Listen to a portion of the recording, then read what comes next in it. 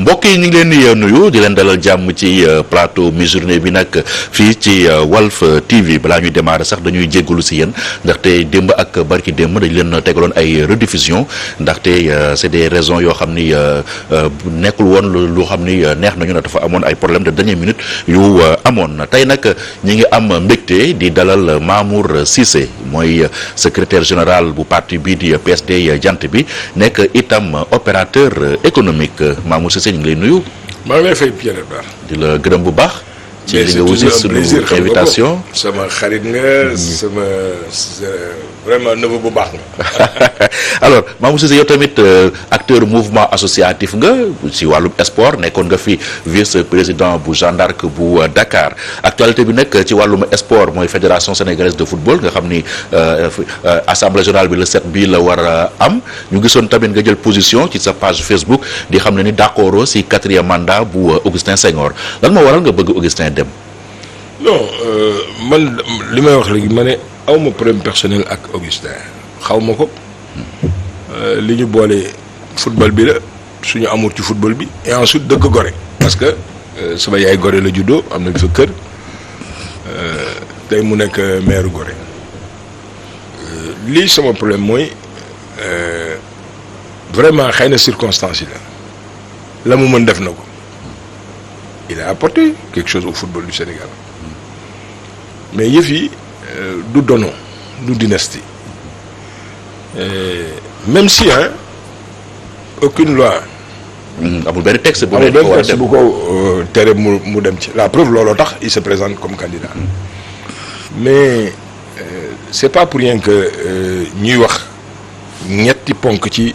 source droit lañu coutume mooy loo xam ne aada ak cosaan la coutume mën na andil droit lu bare jurisprudence dafay andil droit lenn ak loi kon am na loo xam ne kenn mënu ko mais xel ak xalaat daf ciy jàpp dara man gisuma lu ñu équipe bi andil ci football bi balaa ma dañuy wax ne ma woy parce que dem nañu ñaari yoon demi-finale xamal woy mais kooku comme vous l'avez dit sànq en wolof en français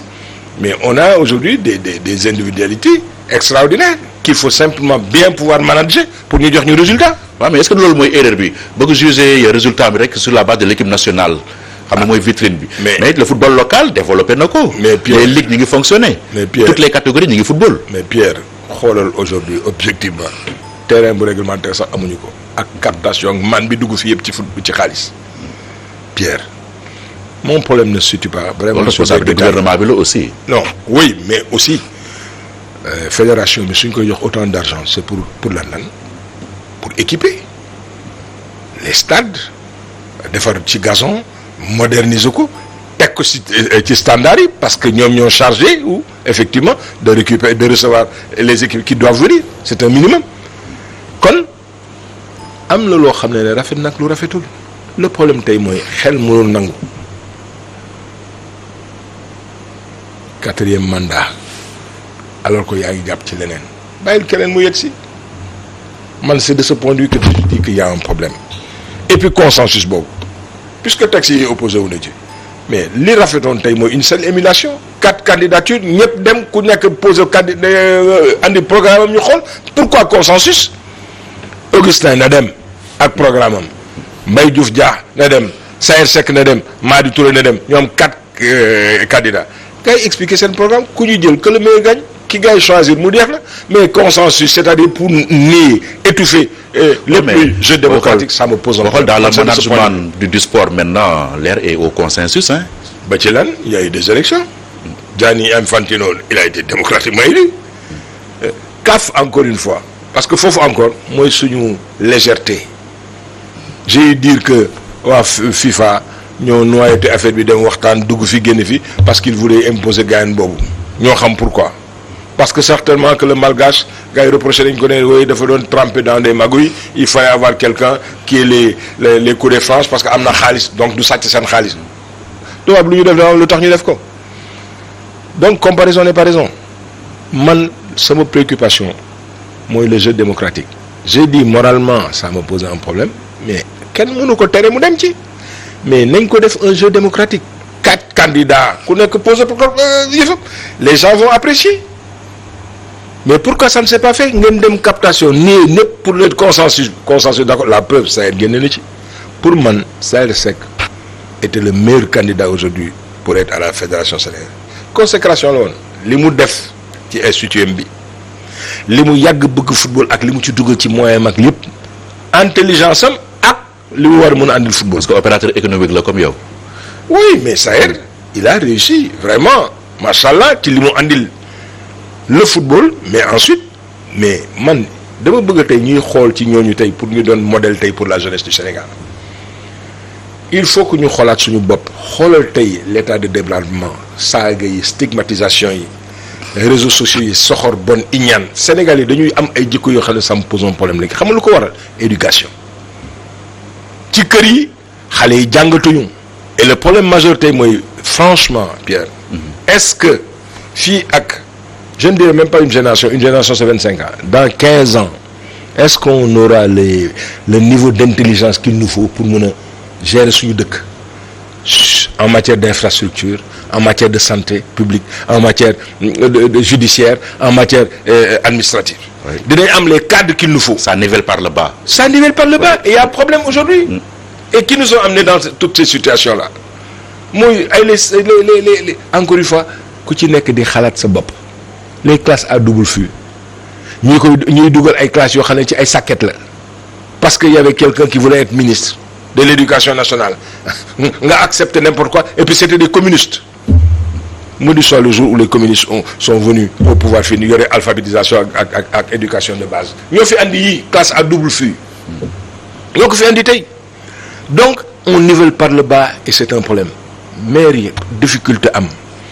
paupérisation bi tak ak les programmes d'ajustement structurel on a nivellé par le bas amatul classe moyenne nit ci amatuñu lu ñu mën jënd loolu fi andi ay dose microdose café microdose meew microdose kii programme d'ajustement structurel yi ñoo yàq déréguler désarticuler suñu système éducatif ba nga xam ne ne tey ñoom Eva Marie Coll Seck ay ñoom Souleymane Bachir Diagne mais nekkatuñu les modèles tey xoolal ñuy modèles yi tey ah ay sëriñ en mal de sensation ñooy suñu modèle mais n'est pas Youssou Ndour qui veut xoolal làmb ji combien de licenciés waaw waruñu wutal xale yi métier. donc en quelque sorte suñu société moo malade. moo am problème tey c'est la société qui est malade. il faut ñu defal ko ndëpp. loolu mooy la conséquence aujourd'hui des actes qui sont posés Pierre loolu rek moo ñu daal tey. voilà léegi nag beneen aspect actualité bi mooy Covid 19 bi tey si àllarba ji am na benn record macabre malheureusement ñu ngi wax ñaar fukki nit ak juróom-ñeent di 29 officiellement parce que compté wuñu peut-être sax ñi décédé seen kër ak ñi décédé si yeneen i anam donc pour ñenn ñi sax chiffre bi dañ ko sous-évaluer mais war na di ëpp loolu chaque jour alors Covid bi ak ni ñu ko gérer fii ci Sénégal yow lan moo si sa xalaat. mais gis nga tey il n'est jamais tard pour bien faire nañu ànd manko nekk ab say fexe pour que liy génn fi ñu waxante dëgg di xoolante ci bët lii c'est très grave parce que du luy raam léegi dafa jug bëxër ñëpp jàkkaarloog ñi kër yëpp jàkkaarloog koñ yi jàkkaarloog citoyens yi il faut que Sénégalais xam ne que Covid bi dafa am nañu bàyyi xalaat leneen. am na ñu fi nekk de naan amul tubaab yee ko créé rek. mais gis naa ko quotidiennement ma gis leen moo tax man de man Mamadou Cissé du ma génn lu dul farata su dul farata du ma génn parce que gis nga sama sécurité mi ngi dépendre ci sécurité wu sama voisin mais nit ki su xamul boppam y a problème danger la ki solul masque bi ci mbedd mi du question moom mais moom dafa am obligation aar la yow Pierre parce que yow mi muy tasanteel ci mbedd mi mais xalaatatuñ ko parce que ils sont devenus individualistes lu tax mooy yooyu ma la waxoon les conséquences su pauvreté bi ba valeur yi di perdre y a un problème Sénégal dafa soxla moom boppam Sénégal fii ak 15 ans 30 ans dañu war a am niveau boobu mën a gérer suñu état suñu administration y a une société bu fi ñëwoon di wut 300 ingénieurs mënu koon am au Sénégal il a fallu que mu laal ci sous-région bi pour mën a am 300 ingénieurs nañu xoolaat suñu bopp autosatisfaction bi nañ ko bàyyi ñoo xam ne li ñu war a mën a may te yàlla mun ñu ci dimbali mooy que li Pierre am nga yéene ko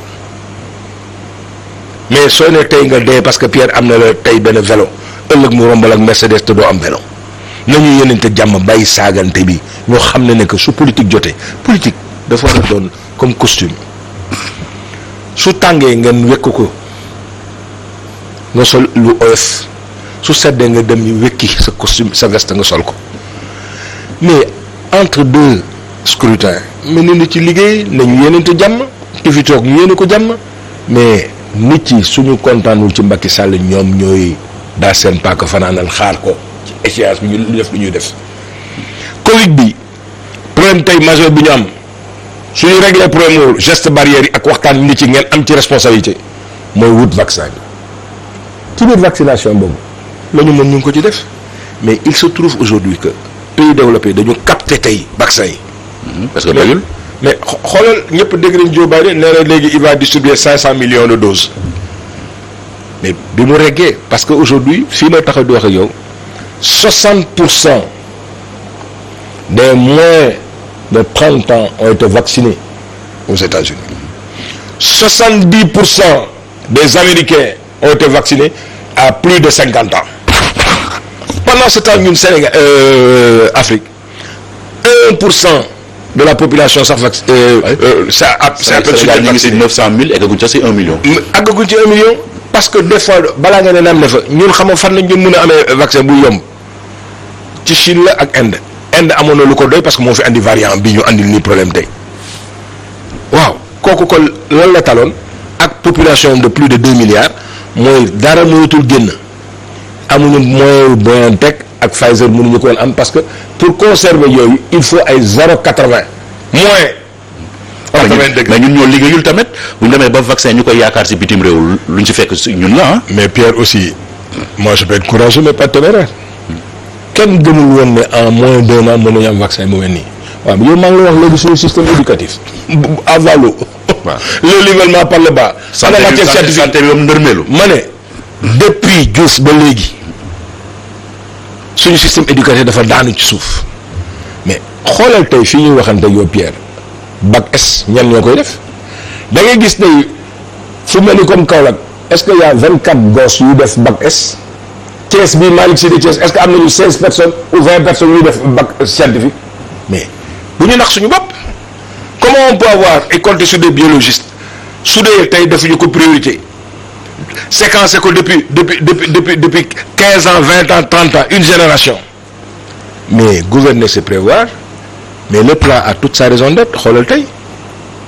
est-ce que prospectif boobu ñu ngi ci biir pour nous permettre li ma lay wax dans 15 ans ñu mën a am tey le niveau d'intelligence bu ñu soxla pour mën a créer ay vaccins dañu yaakaar ne Pasteur dina andi ay vaccins. 2022 ñu ngi waaw ñu ngi discuter est-ce que duñ jeex 2022. et puis ci ay brevet jàmbur nañ ko mën defee mais ñëlee. mais dañu dem réfléchir xalaat parce que recherche développement dañ ci dugal xaalis boo xam ne ñun amuñu moyen def ko te ça repose encore le problème de disponibilité ak le nouvel ordre mondial dugg ci ñooñu moom ils nous ont pressurisé nangu suñu def coloniser ñu acculturer ñu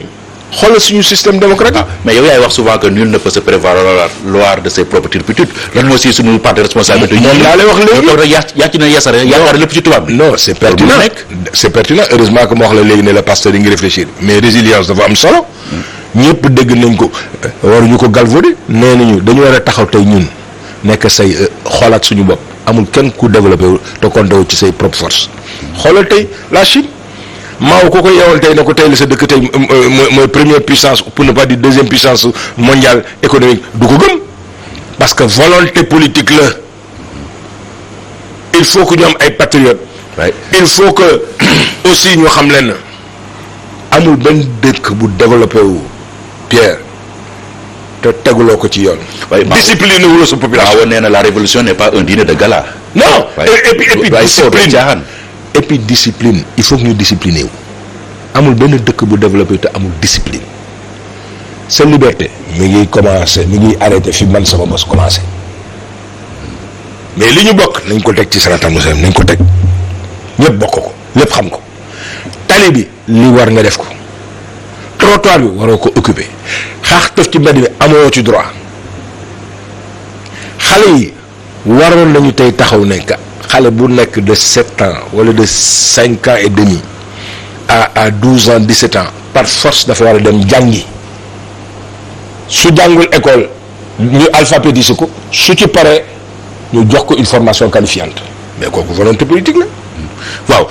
crise bu mel nii mu waroon am benn élan de solidarité sénégalais yëpp mais li ñu nemmeeku mooy ku si nekk yaa ngi siy jéem a tirer sa gain muy politicien bi moo xam mu nekk ci pouvoir wala ci opposition bi bëgg na ci tirer gain politique médecin bi wala kii nga xam ne mooy defar wala di fournir respiratoire et tout ça bëgg na si am gain et tout ça jaaykatu masque bi sax bëgg na si am gain finalement lan mooy problème bi si sa xalaat. muy encore une fois li ma waxoon sànq jikko yi nañu war a xoolaat jikko yi nañu xoolaat suñu bopp ca kër ya. wax naa ko ba tey fii toog naa nga invité mu benn opinion ma ne waa ji gaare Mercedes bi ci buntu kër gi takk chaîne am su duggee ci kër gi di laajte ndey xalaatuñu kuy ndeyam ak kuy bàyyam ak lu mu def xam nga lu ñu gis bayam bi ak li muy def suy dugg see maire bi ne ko àggal ay daa ngi ci biir néeg bi nañu defaraat suñu jikko xam na ne fi ñu ko teg du foofu s'enrichir par tous les moyens am na lu ko jiitu la ko jiitu mooy ngor. nañu am ngor nañu éduquer suñu doom ci loolu et puis respecter la parole donnée mais suñu gis ne que ñun ñuy leaders yi ñooy jëkk tas yaakaar parce que gëmuñu suñu li ñuy wax y a un problème da ngay ànd ak gaayen bi lu nekk ngay ànd ak moom lu nekk ngeen def ko nga yow suba teel di tirer bu la rus parce que joxu la position mais ñàkk métier tey nga diingat waa ji alors que lu nekk jaar ngeen fa parce que tey dàq na la rek. tous les moyens sont bons pour nga bañ ko xale yi di gis exemple yooyu ñuy banaliser lu nekk. bravo transhumance ab góor jigéen. mais loolu laa la politique bi ay góor jigéen ay transhumance ay lâcheté ay defar ay faux billets mais du la choqué tey ngay am ambition ne yaa ngi nekk maire fenn mais c'est-à-dire nañu xoolaat suñu bopp nañu xoolaat suñu bopp y a un problème Pierre. jikko yi nañ ko defaraat xoolal tey li Macky Sall def ça devait être salué partout oxygène bi mu joxe tey aux cliniques privées qui coûtait excessivement cher am na ci ñoo xam ne tey ñu ngi muuru Macky Sall parce que balaa nga fay dugg soo amee malade 3 millions ou 4 millions di nga ko déposer caution lan lañ la doon wax ndax oxygène bi tant pis pour les morts parce que dañ koy yéex a def loolu ñu bëri ñàkk nañ ci seen bakkan. waaw mais au moins def nañ ko. di gars yore remonté yi Pierre il faut saluer aussi des fois parce que l'œuvre humaine est imparfaite mais xam nga li am solo mooy à un moment te qu'on sache pouvoir redresser pour être au service quand même des gens li mu def mais j'ai apprécié la sortie de Mimi Touré dem tey intellectuel patriote du di yuuxu quand c'est quand des actes sont posés nga wax ko mais lu muy wàññi sa ngóora. Bougane ak Ousmane Sonko ay compte la ñuy demande. mais ils ont le droit c'est le contexte qui me pose problème parce que Bougane sama rakk la sama xarit la il est méritant il crée des emplois il crée de la richesse bugguma sax mu am amalgame Bougane mosuma ko xam ci populisme waru ci dugg sax ci loolu qu'il demande des comptes su dee daf ko étayé wu grand bien nous fasse parce que réew mi ñoo ko bokk. ay cadres am porté nañ plainte OFNAC. grand bien nous fasse dama ne lépp lu nit di génne xoolal tey la plainte du ministre am ñu koy yuuxu mais ils sont pas sérieux di jël position non yóbbu na affaire bi en justice qu'on fasse confiance à la justice et nous demandons à la justice d'aller jusqu'au bout de cette affaire parce qu'il y a eu des accusations graves. Le contexte ak le moment mooy déranger est-ce que c'était le moment aussi di convoquer benn médecin tribunal wala gendarmerie. mais non parce que dafa am lu mu wax. est-ce que ñu concentrer suñuy effort ak suñuy force yëpp Pierre ci xeex mbas mi. Pierre quand il s'agit de nos deniers il y a un problème il faut autant que faire se peut et en tout lieu en toute circonstance ñu am vigilance citoyenne kon malgré que loolu dañ ko war a jóg mais il y a eu des accusations extrêmement graves déggoo li ma wax léegi Bougane li muy wax si c'est étayé mais il faut aller jusqu'au bout justement comme aussi le procureur de la République qui a été saisi parce que de quoi s'agit-il dañu ne lañu suñu impôt lañu sonn am ko dugal ko jox ko état bi mu dem jënd ko ci AFN ñu ne waa ji ne gars yi dañ ko jël. di ko jaay di ko jaay ay privé. ay privé mais loolu il faut que procureur bi dem jusqu'au bout et je suis d'accord avec Modou Babou ci loolu il faut que ñu dem jusqu'au bout pour que ñu xam loolu su dee loolu dafa am ñu situer les responsabilités su amul mais c'est très grave ci période bi ngay stigmatiser nit boo xam ne dafa lu war a def man ci loolu lay wax alors kon bu ñu noyer le poisson en disant oui est-ce que le contexte non c'est pas un problème de contexte c'est des accusations extrêmement graves mais xam nga li proverbe chinois bi di wax rek bu lay nit di indiquer la lune du droit bi la koy indiquer nga war a xool mais lune bi elle-même waaw mais ci diggante docteur Babacar Niang li mu wax kay la ñu war a saytu ko est-ce que lii am na. moo tax ma ne la waaw mais léegi convoqué naan dañ koy. intimider non xam nga du question intimidation da nga wax te man des preuves man su ma toogoon fii tey wax fi loo xam ne su ma ko mënul justifier damay assumer et jusqu'à preuve du contraire le docteur Niang là il est dans son rôle j'espère que kenn yóbbu ko et puis yow fii léegi yelleefu doomu aadama dañ ko respecté de nga def ne dañ ko yóbbu foofu di ko dóor wala di nga def daal y a des pyromanes qui ont fait pire dara daf rek ci fekk yow pour tes propres intérêts nga dem taal réew mi ñu liquider tout le monde yaa ngi ci mbedd mais est-ce que dóor lañu soog pourquoi ñu war a dóor ñaan ñaan kenn laalu ko dafa am accusation yu mu def il faut que ñu xam ni mu demee yaa ngi ma dégg sànq ma lay wax ne rek ci rafet jikko yi mais rafet na tey benn gaan bu dem di def ay faux billets tey ngay taxaw ni wax ne da nga am ambition diriger le ay municipalité mais kooku su xamul boppam ñu wax ko kam mooy kan man loolu lay wax li ñu bokk ñun ñëpp nañ ko teg ci yoon mais accusations yi dañu war a dem jusqu'au bout et je demande comme tous les bons Sénégalais yu fi toog que procureur aille jusqu'au bout de cette affaire loolu laa wax. waaw à propos de municipalité sax est-ce que contexte bi ak troisième variant bi mara day taali am na sax ñuy annoncé 4e vague et tout est-ce que contexte bi xel war naa mën a nangu ñuy waxu élection locale. ci diggante bi est-ce que xel war na nangu ñuy wax affaire Magal Touba day am. Magal bi nga ñëw fin septembre. kon nag du ñu xaar fi mu nekk pour man c'est aller trop vite en besoin que de poser sax problème mu ndax dañuy reporter élection yi ñi opposition bi ku nekk taxaw na ci président génn na def na décret ñëpp taxaw respecté ñu délai ci diggante bi Magal Touba am na nañu dem ci Magalu Touba puisque bisimilah day am suñ ci yàlla dimbalee dara amu ci alhamdulilah kon nag war nañu mën a def élection parce que les gens il faut pas qu'ils oublient une chose li tax may wax Magalu Touba parce que Magalu Touba c'est au minimum 2,5 millions à 3 millions de personnes d'autres disent sax 4 millions donc c'est presque la moitié du corps électoral waaw kon nag nañu xaar ba loolu xam fu mu jëmee nit ci suñ ko gisee amul benn problème waaw war nañu mën def élection yi. donc après Magal daal bu kaay explosé wul rek. su explosé wul élection war na mën a am élection war na mën a am. su explosé nag je pense que léegi weddi gis bokku ci su Sénégal yëpp constaté li am ñoo xam ne man de kon danaa toog pour une fois. sama dimension patriotique naa ko def naa toog sama kër ne sama njaboot ku fi génn di nga ko digaale ak man kenn du génn ñun du ñu dem ba bés moom la voté su dee état bi def accepté na ko sax donc moi je pense que amul problème nañu xaar ba màggal bi yàlla lañ ci ñaan jàmm am ci ñëpp mën dem ci élection yi su man damay rafet njot parce que quand même tu te rends compte su dee leneen moo ci am